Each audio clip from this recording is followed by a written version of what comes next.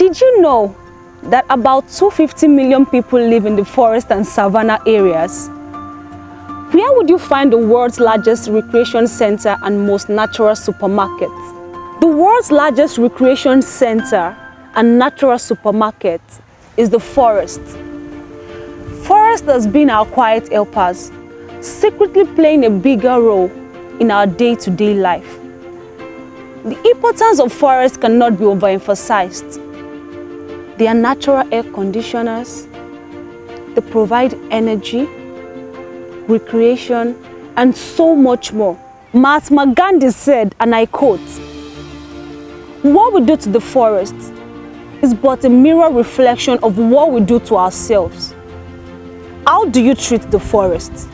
It's so saddening how deforestation has taken the pace due to our quest for industrialization. Now look around us. We are surrounded by mangroves, which is a typical water forest. They provide lots of benefits to our environment, such as tradomedicinal benefits and nurseries for aquatic life. Volunteer today to help conserve our Mangrove Sanctuary at Akodo Ise. We need your support to help the development of this eco park for research purpose and recreation. Together, we save the earth.